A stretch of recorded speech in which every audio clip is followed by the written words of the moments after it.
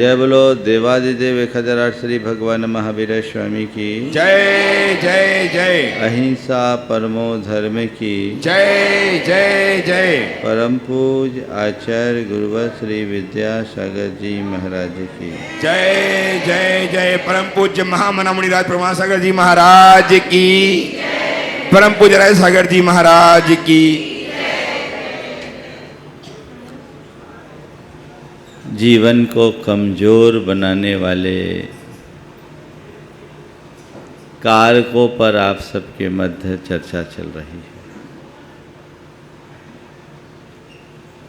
एक बड़ी दुर्बलता है हम आप सबके हृदय में अपना जड़ जमाने वाली, वो है चिंता, है ना।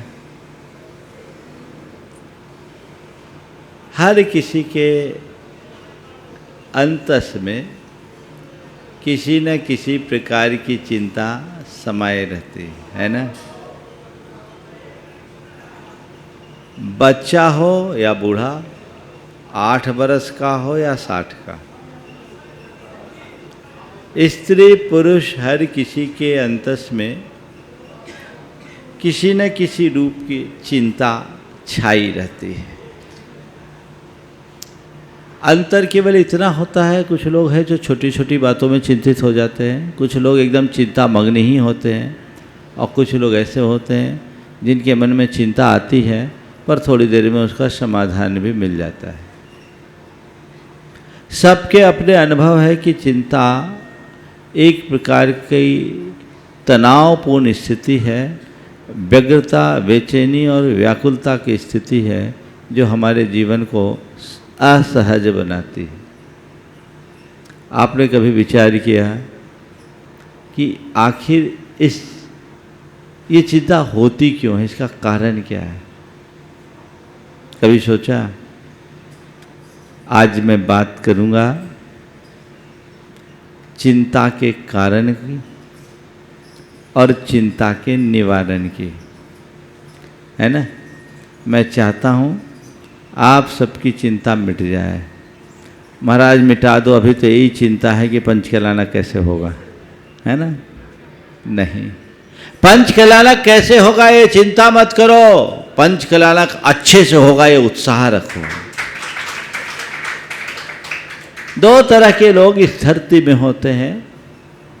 कुछ लोग हैं जो आने वाले किसी भी कार्य को लेकर के चिंतित हो जाते हैं कैसे होगा, तो कुछ लोग हैं वो सोचते हैं इसे कैसे करना है, कैसे होगा ये चिंता है, और कैसे करना है ये जज्बा है जो हमें चिंतन की ओर ले जाता है। 4 कारण हैं जिसके कारण लोगों के मन में चिंता हावी होती है। उसमें सबसे पहला कारण है आत्मविश्वास की कमी।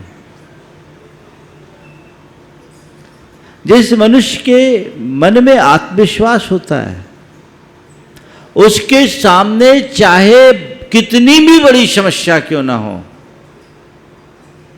वो यही कहता मैं निपट लूंगा, सब ठीक हो जाएगा।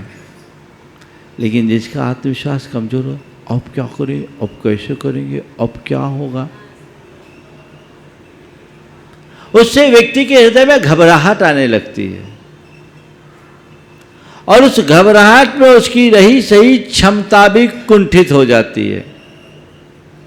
फिर वो समस्या अपना विकराल रूप धारण कर लेती है, जिससे बाहर निकल पाना व्यक्ति के लिए बहुत बहुत मुश्किल होता है।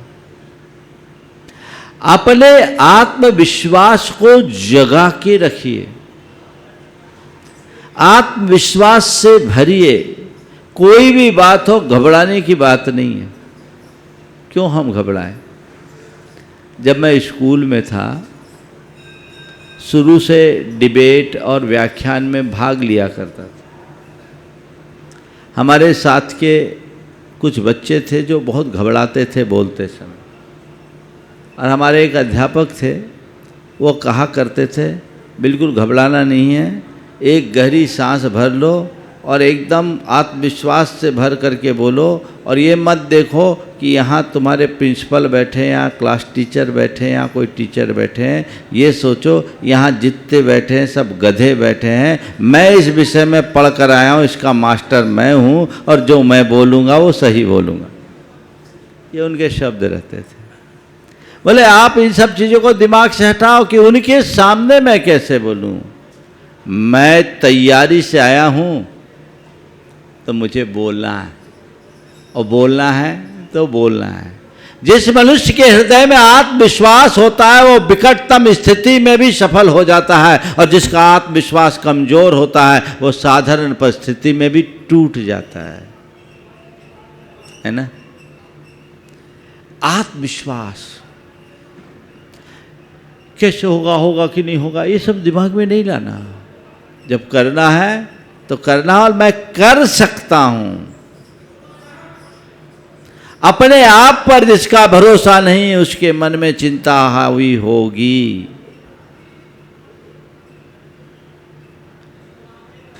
मेरे सामने कभी भी कोई भी काम आता है, कई काम अचानक आ जाता है, परिस्थितियां वैसी हो जाती है, तो मैं कभी चिंता नहीं करता। जब भी कोई काम सामने आए तो मैं ये नहीं देखता कि इसे कैसे करना है, मैं कर लूँगा, मुझे करना है। एक उदाहरण बता रहा हूँ। अभी जब गुनायतन का काम चल रहा था, उसके गीत लिखने थे। अब गुनायतन की पूरी स्क्रिप्ट तो हमने तैयार की, गीत लिखना है। बहुत सालों से मैंने कोई गीत लिखा नहीं था। अब मुझे लगा कि किसी से लिखवाएंगे तो उसको उतना समझाना पड़ेगा। एक दो लोगों ने थोड़ा प्रयास किया, लेकिन जो चाहते थे वो होता ही नहीं। मैंने कहा चलो मैं ही लिखता हूँ, मैं लिखता हूँ, और मुझे लिखना है, मैं लिख लूँगा। किसी ने कहा महाराज आपने लिखा नहीं, लिख लूँगा। बोले जब लिख लूँगा तब बताना। अब बैठा, तुरंत गीत लिख गए, और जितने गीत मुझे लिखने थे सब लिख गए, और वो गीत मेरी उम्मीद से भी अच्छे लिखे गए, क्योंकि मेरे अंदर ये विश्वास था कि मैं लिख सकता हूँ, मैं लिख लूँगा। अगर ये विश्वास मेरा लड़खड़ाया होता तो जो मुझसे सृजन हुआ वो नहीं हो पाता। तो ये केवल एक उदाहरण है जो मैं अपने अनुभव के आधार पर आप तक बता रहा हूं। कोई भी समस्या आए तो अपने आत्मविश्वास को हमेशा जगा के रखो, बना के रखो, उसे कहीं से कमजोर मत होने दो। आधी समस्या हल हो जाएगी। हाँ, आत्मविश्वास रखना, अति आत्मविश्वास मत रखना। कॉन्फिडेंस और ओवर कॉन्फिडेंस में बड़ा अंतर है। ये दोनों अतियां, अति तो किसी अर्थ में ठीक नहीं है। तो जिनके अंदर का आत्मविश्वास मजबूत होता है उनके चेहरे पर चिंता की रेखाएं कभी नहीं खिंचती। अपने आप को उससे भर करके रखिए। दूसरा कारण है नकारात्मक सोच। जिनके अंदर नकारात्मकता छाई रहेगी वो हमेशा चिंता में मग्न होंगे, क्योंकि मन की नकारात्मकता हमारी क्षमताओं को कुंठित करती है। परीक्षा में जब आप बच्चे पेपर देने जाते हैं ना, जो अच्छे से पढ़े रहते हैं, जिनका कॉन्फिडेंस अच्छा होता है और जिनकी सोच अच्छी होती है, वो पेपर आता है देखते इत्मीनान से लिखना शुरू कर देते। और जिनका कॉन्फिडेंस वीक होता है या सोच नकारात्मक होती है, पेपर आने के पहले धुक धुक धुक धुक करता है। पता नहीं कैसा पेपर आ जाए, पता नहीं कैसा प्रश्न आ जाए, मैं लिख पाऊँगा कि नहीं लिख पाऊँगा। और प्रश्न को देख करके उस व्यक्ति का हाल बेहाल हो जाता है। जो जानता है वो भी भूल जाता है। बाद में जब पेपर देकर बाहर आता है, देखता है ये तो मुझे आता था, मैं लिख नहीं पाया। ये क्या है? मन में भय जगता है। आत्मविश्वास की कमी से नकारात्मकता आती है, नकारात्मकता से भय, और भय से शंका, और शंका से चिंता जन्म लेती है। डाउट क्रिएट हो गया, अब कर पाएंगे कि नहीं, कर पाएंगे कि नहीं, कर पाएंगे कि नहीं। नकारात्मक व्यक्ति के सामने जब भी कोई बात आती है, ये मुझसे नहीं होगा, और जिसकी सोच सकारात्मक होती है, ये तो मुझे करना है, मैं कर लूँगा, मैं कर सकता हूँ। किसी भी बात को लेकर नेगेटिव मत सोचो। आप लोग देखिए, आपके घर से कोई व्यक्ति बाहर जाता है, उसने कहा कि रात 9 बजे तक लौट आऊँगा, 9 से ऊपर होता है,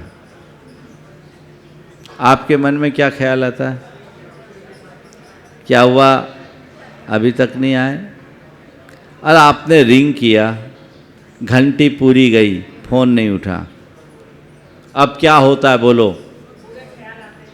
हाँ, बुरे आते हैं ना। क्यों? और उससे फिर चिंतित होते कि नहीं?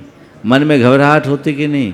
बेचैनी होती कि नहीं? एक के बाद दो, दो के बाद 3-4 कॉल लगाया, सामने वाले ने रिसीव नहीं किया, और जो उसने समय दिया 1 घंटा 2 घंटा निकल गया, और वो आपको उतनी देर उथल पुथल मची है, हाल बेहाल होता है। आप इसी हाल बेहाल में हो, एकदम बदहाली सी स्थिति है, और आपने देखा सामने वाला आ गया, अरे भाई तुम आ गए, बिल्कुल सलाम, हाँ बिल्कुल सही है, अरे फ़ोन तो उठा लेते, मैं तुम्हारे पीछे कितने परेशान था।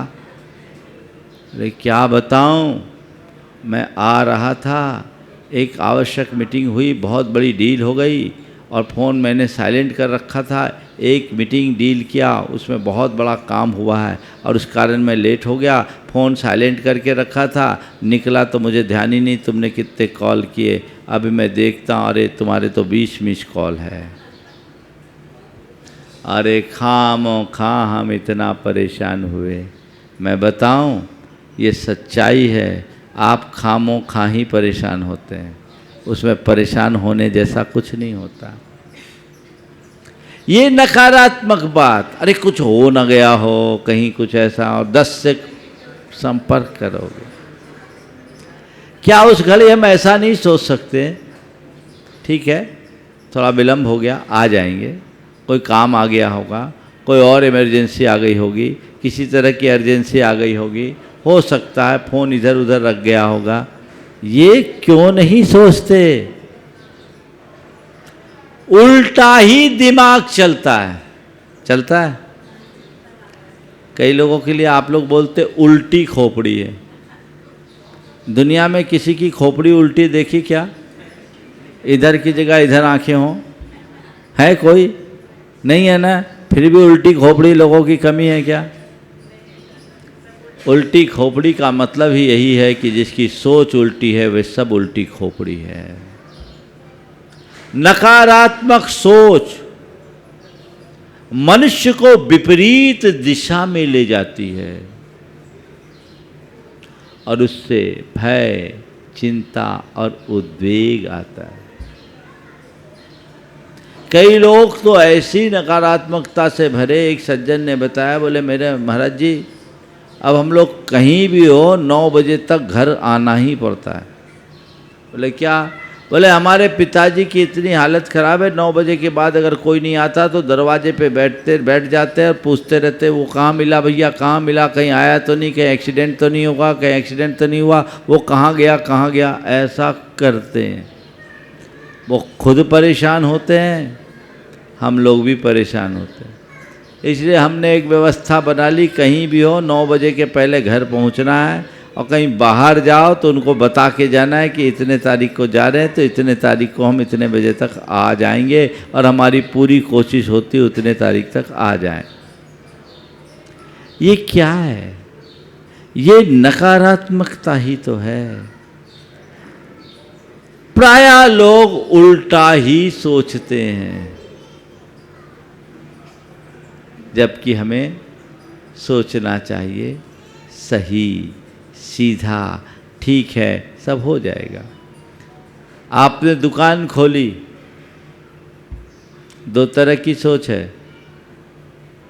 अगर आपकी सोच सकारात्मक है और आपका आत्मविश्वास बरकरार है तो आप एक टारगेट लेंगे कि ये दुकान आज मैंने खोली है और इतने दिन में मेरा इतना टर्नओवर होगा, इतने दिनों में मेरी ये दुकान चलेगी, और आप उस टारगेट पे चलेंगे, आपके सिर पर कोई चिंता हावी नहीं होगी।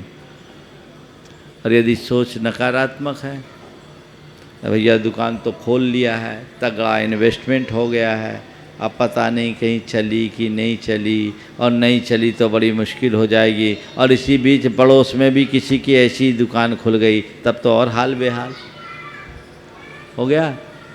बाजू में भी आपकी ही जैसी दुकान खुल गई और अब आप परेशान हो रहे हैं। ये सब नकारात्मकता की बातें हैं। एक जगह एक व्यक्ति ने एक नया कारोबार शुरू किया, कारोबार बड़े स्तर पर किया। संयोग से वहाँ उसी चीज़ का एक उसी लेवल की दूसरी दुकान खुल गई।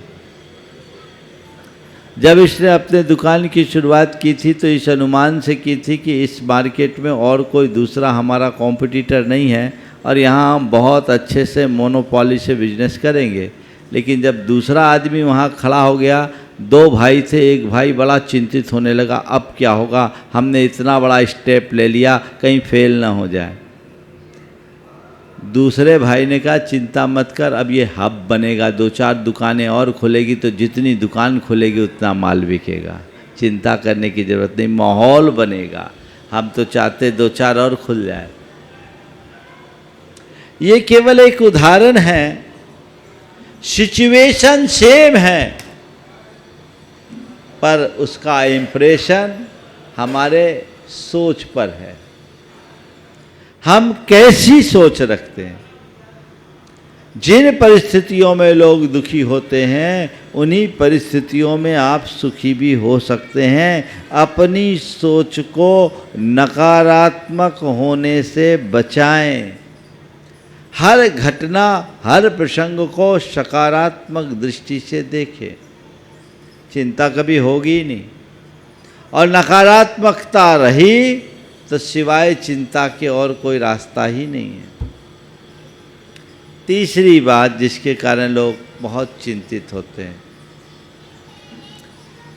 वो है यथार्थ की अनदेखी। जिसे जीवन के यथार्थ का बोध होता है वो जानता है कि संसार में सुख दुख, जीवन मरण, संयोग वियोग, हानि लाभ, ये विधि के हाथ में, मेरे हाथ में नहीं है। चीजें बनती है, बदलती है, इसलिए इसके विषय में ज्यादा सोचने की जरूरत नहीं है। वो विकटतम स्थितियों को भी कर्मोदय मानकर स्वीकार लेता है, उसके मन में चिंता हावी नहीं होती। लेकिन जिनका इस पर भरोसा नहीं होता वो आने वाले कल की चिंता में आज को विफल विफल कर देता है। रात दिन व्याकुल होता, कैसे होगा, कैसे होगा, कैसे होगा, कैसे होगा। तो भैया कैसे होगा, कैसे होगा, कैसे होगा रटने से थोड़ी काम होगा। काम तो काम के हिसाब से होता है, पर ये बीमारी है। और चौथी बात, व्यर्थ की बातों में जी उलझाने से चिंता बढ़ती है। बिना मतलब की बातों में आप लोग जी उलझाते हो, चिंतित होते रहते हो। कहीं ऐसा ना हो जाए, उसका ऐसा ना हो जाए, उसका वैसा ना हो जाए, उसका ये ना हो जाए, उसका वो ना हो जाए। अभी यूक्रेन और रशिया के बीच में युद्ध चल रहा है, मेरे ख्याल से 80-90 दिन तो हो गए होंगे। हाँ, 82। अब लोग परेशान हैं, कहीं रसिया है एटॉमिक वार न कर दे, कहीं कुछ ना हो जाए, कुछ ना हो जाए। भैया ये बताओ, उस पर तुम्हारा कोई कंट्रोल है क्या? कंट्रोल है तो फिर दिमाग क्यों लगा रहे हो? तुम्हारे सोचने से तो ऐसा नहीं होगा। हाँ, दिमाग ही लगाना है तो एक काम करो, अच्छी भावना भाव कि ये युद्ध जल्दी शांत हो जाए। हिंसा से किसी समस्या का समाधान नहीं है। सबको सद्बुद्धि आए और युद्ध शांत हो जाए, ताकि इस पृथ्वी पर जो एक प्रकार की विभीषिका है उसे खत्म किया जा सके, ये आतंक मिट सके। ये पक्ष तो सकारात्मक है, पर ये ना हो जाए, वो ना हो जाए, ये ना हो जाए, वो ना हो जाए करके अपनी नींद क्यों गंवाते हो? और कभी कभी तो इस तरह की व्यर्थ की कल्पनाओं से लोग डिप्रेशन के भी शिकार हो जाते हैं। एक भाई अपनी बहन को लेकर मेरे पास आया। वो बहन डिप्रेशन में थी। आप सुन कर के हंसोगे। डिप्रेशन का कारण क्या था? उसकी एक सहेली थी, उसको सफ़ेद दाग हो गया। सहेली को सफ़ेद दाग हो गया। डॉक्टर को दिखाया, डॉक्टर ने कहा कुछ नहीं, ये मेरेलिन की कमी से होता है और ये किसी को भी हो सकता है। डॉक्टर का ये वाक्य था, ये मेरेलिन की कमी से होता है और ये किसी को भी हो सकता है। ये बात उसके दिमाग में बैठ गई, किसी को भी हो सकता, कहीं मुझे ना हो जाए। मैं इतनी सुंदर, वो कुछ सुंदर थी और जितनी सुंदर थी उससे ज़्यादा सुंदर वो अपने आप को मानती थी, ज़्यादा, जैसा कि होता है जितने सुंदर होते हैं उससे कहीं ज़्यादा सुंदर अपने आप को मान लेते हैं। तो वो ठीक, कहीं मुझे ना हो जाए, मुझे हो गया तो क्या होगा, मुझे हो गया तो क्या होगा, मुझे होगा तो क्या होगा, इस बात की चिंता से वह डिप्रेशन में आ गई। अब बोलो इसका क्या हल है? कोई हल है? कोई इलाज नहीं। मैंने उसे समझाया, आधा घंटा लगा, उसका माइंड वॉश किया और कहा भाई किसी को होना होगा तो हो जाएगा, तो सबको थोड़ी होता है, हजारों में लाखों में एक आध दो होते हैं। तुम क्यों ये सोचती हो कि होगा, मुझे हो गया तो क्या होगा, और होना होगा तो हो जाएगा, केवल ऊपर का चमड़ा तो बदलेगा, अंदर का क्या बदलने वाला है। तुम उनको देखो जिन्हें सफ़ेद दाग होने के बाद भी अपने जीवन में अच्छे काम कर रहे हैं। तन में दाग हो जाए, दामन में दाग नहीं होना चाहिए। जीवन आगे बढ़ाओ।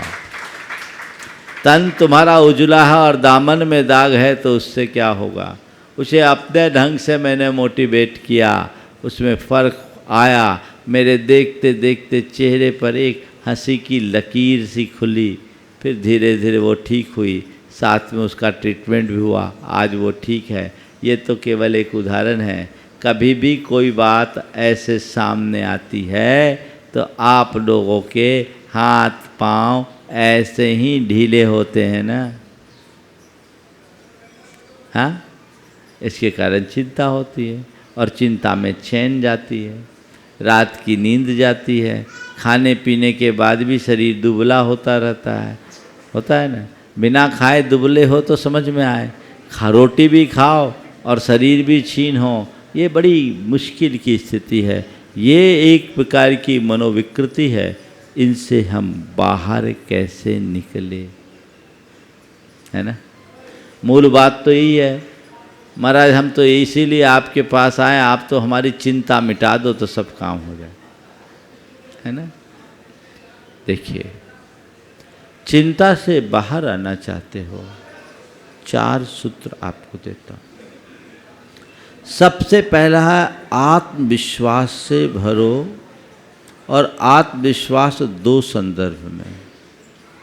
एक तो जो व्यवहारिक रूप में हम अपने आत्मविश्वास की बात करते हैं, सेल्फ कॉन्फिडेंस के रूप में, और दूसरा आत्मा का विश्वास।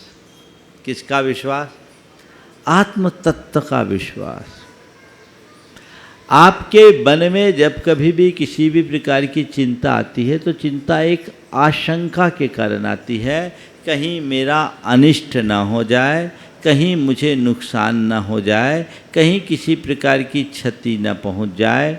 या कहीं मेरे प्राण न निकल जाए। यही ना, जब आप आत्मा की तरफ देखोगे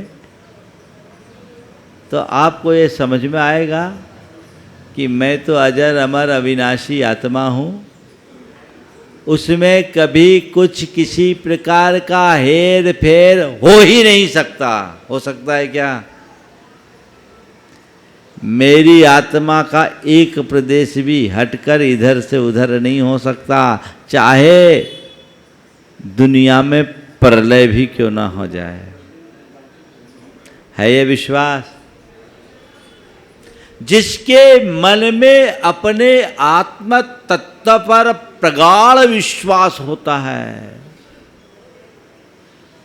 उसके मन में न तो कभी चिंता होती है और न ही किसी प्रकार का भय होता है। समझ गए?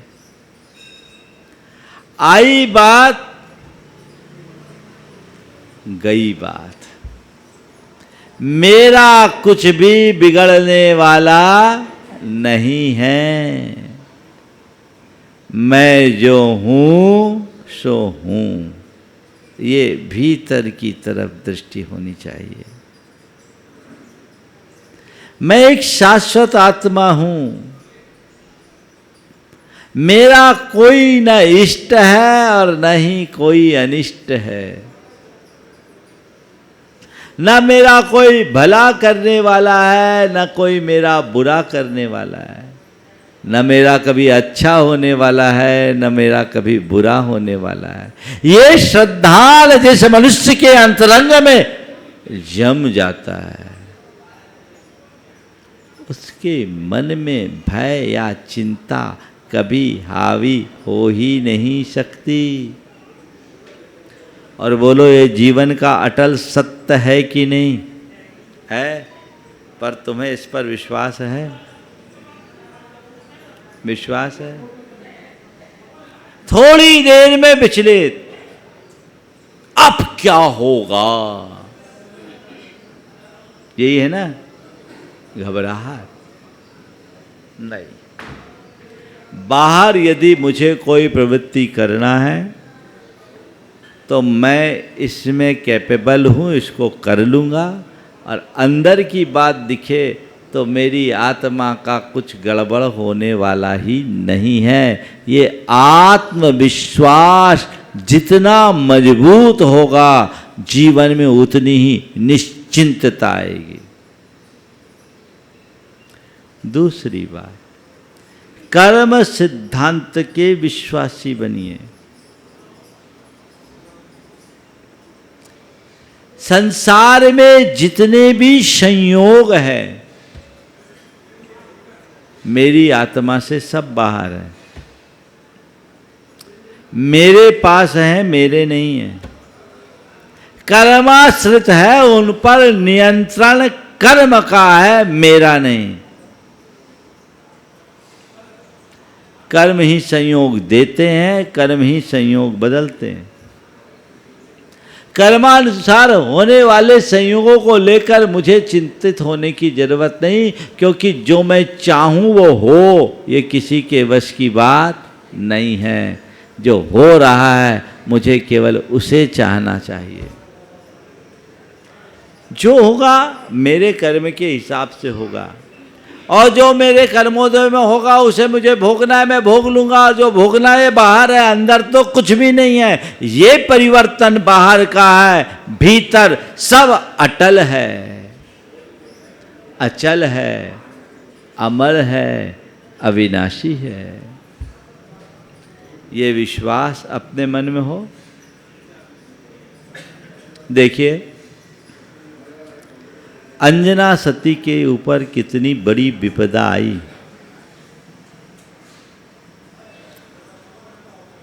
बाईस वर्ष के बाद तो पति का संयोग मिला। उसने जीवन भर कभी किसी तरह की शिकायत नहीं की, पर पति का संयोग भी मिला तो गुप्त रूप से वो गर्भवती हो गई। पति युद्ध में था, घर के लोगों को बताया नहीं। सरप्राइज देने के लिए वो अपनी पत्नी के पास आया और पेट में तदभव मोक्षगामी हनुमान आ गए। देखो कैसा खेल, कर्म का कैसा खेल। इतने बड़े महापुरुष जिसके पेट में आए, वो महापुरुष का आना ही उनकी विपत्ति का कारण बन गया। पति के घर से बाहर निकाल दिया गया लांछित करके कि ये कुछ गड़बड़ है। इसका पति 22 साल से इसका मुंह नहीं देखा, कैसे इसके पास आएगा, और वो भी बिना बताए। जरूर किसी के साथ कुछ मुंह काला हुआ है, पता नहीं क्या क्या आरोप लगे होंगे। अंजना ने क्या किया, रोई गाई, चिल्लाई, गुहार लगाई, कुछ नहीं। ठीक है, ये भी मेरे कर्म का चक्र है, चलो चलते हैं।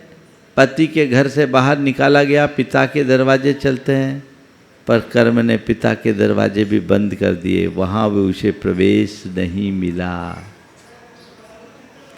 अब बताओ अंजना ने क्या किया। आप लोगों ने पुराण पढ़ा है? पद्म पुराण में इसका बहुत अच्छा वर्णन है। और एक वीरेंद्र कुमार ने बहुत अच्छा उपन्यास लिखा है, मुक्ति दूत, ज्ञानपीठ पुरस्कार से पुरस्कृत कृति। बहुत बड़े साहित्यकार हुए वीरेंद्र कुमार। मुक्ति दूत सबको पढ़ना चाहिए। अब अंजना कही चलो, अब जहाँ कर्म मुझे ले चलता है ले चलूँ। मुझे विश्वास है मेरे पेट में जो जीव आया है वो भव्य है, और वो अपनी और मेरी सबकी रक्षा करेगा। चले गई ऐसे भयानक वन में जिसमें सूरज की किरणें भी जमीन तक ना आती थी। इतने सघन वन में गई, चिंता हुई क्या? कोई डर हुआ क्या? किसका डर? अगर इस शरीर का वियोग इन्हीं निमित्त से लिखा होगा तो वो हो जाएगा, मेरी आत्मा का तो कुछ होना नहीं है। पर विश्वास था कि मेरे पेट में जो जीव आया है कोई भव्य जीव है, वो अकाल में नहीं जाएगा, और जो होगा सो देखा जाएगा।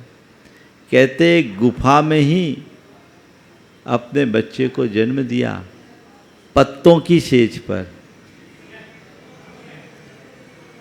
एक थाली भी नहीं थी बचाने की। फिर हनुमान का जन्म हुआ।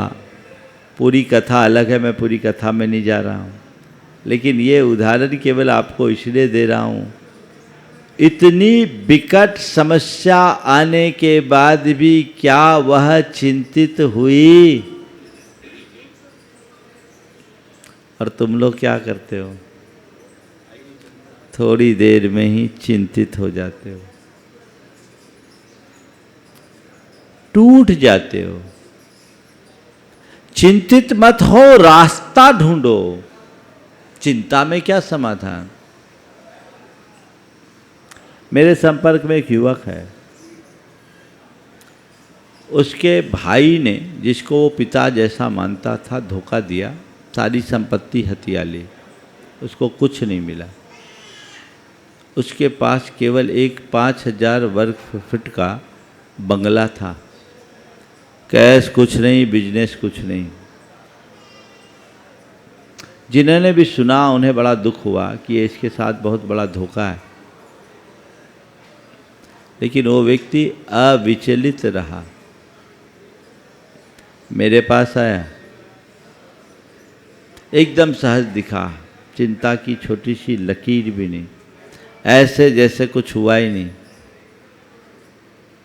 मैंने पूछा, भाई मैंने सुना है तुम्हारे साथ कुछ गड़बड़ हुआ है। बोला महाराज मैंने कभी भैया के साथ गड़बड़ किया होगा, हिसाब चुकता हो गया, मैं तो ये सोचता हूँ अच्छा हुआ अकाउंट सेटल हो गया। फिर उसने एक बात कही कि महाराज मुझे भैया से कोई शिकायत नहीं, मैं इस बात के लिए भैया का आभारी हूँ कि कम से कम मेरे रहने के लिए एक घर तो दिया, यदि वो भी नहीं होता तो मुझे सड़क पर रहना पड़ता। और आप लोगों से मैंने एक ही बात सीखा है, जो कल देगा वो कल की व्यवस्था भी देगा, जो होना होगा अच्छा ही होगा। कुछ लोगों ने कहा कि तुम अपने भाई पर केस कर दो, उसने कहा जिस भाई को मैंने अपने पिता की तरह पूजा, सम्मान दिया, चंद पैसों के लिए उस भाई पर केस करने से अच्छा तो मैं मर जाना पसंद करूँ। वो अविचलित रहा, चूँकि उस व्यक्ति की बहुत अच्छी गुडविल थी, बहुत अच्छा व्यवहार था, समाज में प्रतिष्ठा थी। उसके कुछ मित्र आगे आए और मिलकर एक रियल एस्टेट की कंपनी बनाई। ये घटना 2002 के आसपास की। उनने अपना कारोबार आगे बढ़ाया और 2004 से 7 में जो बूम आया था रियल एस्टेट में, उससे वो व्यक्ति एक बहुत बड़े समूह का मालिक बन गया। आज बहुत अच्छी स्थिति में। उसकी सोच सकारात्मक थी, मन में किसी तरह की चिंता हावी नहीं हुई।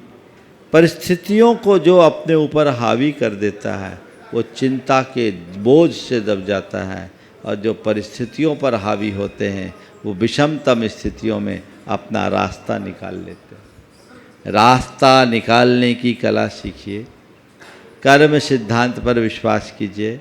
उसने ये कहा था, मेरा सब छीन सकता है पर मेरा भाग्य तो कोई नहीं छीन सकता। अगर मेरा पुण्य मेरे साथ होगा तो मेरे लिए पाताल में भी रास्ता मिलेगा, और पुण्य छीन हो जाएगा तो मेरे लिए सड़क भी पाताल बन सकती है। ये सोच मन में आनी चाहिए ना। ये जीवन की एक बड़ी सच्चाई है, इसे अपने मन में जगाइए और जीवन को आगे बढ़ाने की दिशा में प्रयत्न कीजिए। तीसरी बात, किसी भी समस्या को देखकर अपने आप को कमजोर मत समझिए। समस्या यदि इतनी है, ध्यान देखिए मेरी उंगली की तरफ, समस्या यदि इतनी है तो इस समस्या की तरफ देखने की जगह अगर समस्या इतनी है तो अपने आप को इतना बनाने की कोशिश करो, समस्या अपने आप छोटी हो जाएगी। देख पा रहे आप? समझ गए? जितनी बड़ी समस्या है उससे ज़्यादा ताकत अपनी लगा दो, सॉल्यूशन अपने आप निकलेगा और तुम्हारा रास्ता खुलेगा। पर जब हमारे सामने इतनी सी समस्या होती है, हम अपने आप को इतना बना देते हैं, हम अपनी शक्तियों को सीमित कर देते हैं, कुंठित कर देते हैं, तो वहीं के वहीं जकड़ करके रह जाते हैं। उसका जो परिणाम हमें हासिल करना चाहिए उससे वंचित रह जाते हैं। तो हमारी दृष्टि हमेशा समस्या की तरफ न होकर समाधान की तरफ होनी चाहिए। अपने आप को कमज़ोर महसूस करने की जगह अपनी क्षमताओं को उद्घाटित करने का प्रयत्न करना चाहिए। रास्ता अपने आप खुलेगा। और 2 वाक्य बताता हूँ। जीवन में चाहे कोई भी समस्या आए, इस मंत्र को याद रखना, चिंता हावी नहीं होगी। बता दूँ, बहुत अच्छा मंत्र है। अगर इसे आत्मसात कर लिया तो चिंता कहीं नहीं आएगी। क्या है मंत्र? बड़ा सादा मंत्र, जो होता है सही होता है और जो होना होता है वही होता है। क्या करना? जो होता है सही होता है और जो होना होता है वही होता है। इसको घोंट लो। जो हुआ अच्छे के लिए हुआ, चलो जो होना था सही हुआ। ये अपने जीवन में घटित करना, पर ये सत्यांश है, सत्य नहीं। हर जगह लागू मत लेकर। खुद के दुख में ऐसा करना, दूसरे के दुख में मत कहना। किसी का बेटा मर गया, जाके कहा जो हुआ अच्छा हुआ, सिर फोड़ देगा। ये स्वयं के लिए बोल रहा हूँ, है ना। एक बड़ी पुरानी कहानी याद आई। एक राजा का एक मंत्री था और वो हमेशा इसी बात पर विश्वास रखता था, जो होता है सही होता है। एक बार क्या हुआ, राजा के पैर में अचानक छुरी गिर जाने से उसका अंगूठा कट गया। रक्त की धार, चीख निकल गई। सब लोग घबराए। मंत्री ने कहा महाराज जो होता है अच्छे के लिए होता है। अब राजा बड़ा क्षुब्ध हुआ, मेरा तो अंगूठा कट रहा है और ये कह रहा है जो हुआ अच्छा हुआ। कैद में डाल दिया उसको, और राजा लोग तो ऐसे ही होते हैं, जेल में डाल दिया। अब वो राजा ने जब उसे जेल में डाला, ठीक है, भूल गया जेल में डालकर। एक दिन वो राजा शिकार के लिए गया, भटक गया। भटकने के बाद जंगल में जो भीलों का समूह था उसने उसे पकड़ लिया, और भील लोग एक नरबलि दे रहे थे किसी अनुष्ठान में अंधविश्वास से ग्रसित होकर, और नरबलि के लिए उन्हें एकदम सुंदर सुडौल सानुपातिक शरीर वाले किसी मनुष्य की ज़रूरत थी।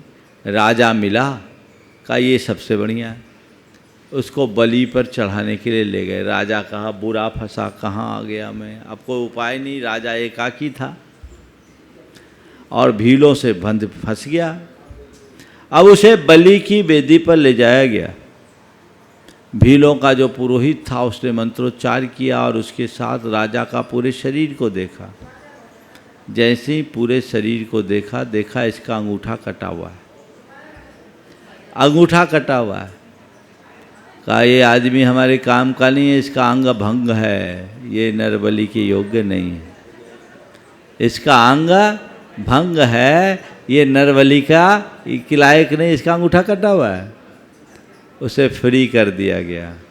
उसे ख्याल आया, मंत्री का चेहरा दिखा, महाराज जो हुआ अच्छा हुआ, हाय आज अंगूठा नहीं कटा होता तो मेरा गला कट गया होता, बहुत अच्छा। वहाँ से बचकर आया, सबसे पहले अपने मंत्री को मुक्त किया। मंत्री सामने आया और मंत्री से कहा तुमने ये बिल्कुल ठीक कहा था, जो होता अच्छा होता है, लेकिन मंत्री प्रवर मेरे मन में एक दूसरा सवाल है। मेरा अंगूठा कटना तो मेरे लिए अच्छा हुआ, पर तुम्हारा बोलना तुम्हारे लिए अच्छा कहाँ हुआ, तुम्हें तो जेल जाना पड़ा। तुम्हारा ऐसा बोलना तुम्हारे लिए अच्छा कहाँ हुआ, तुम्हें जेल जाना पड़ा। बोला महाराज मेरे लिए भी अच्छा हुआ, यदि मैंने ऐसा नहीं बोला होता, आप मुझे जेल नहीं भेजे होते और हम आपके साथ होते, आप बच गए होते, मेरी गर्दन कट गई होती,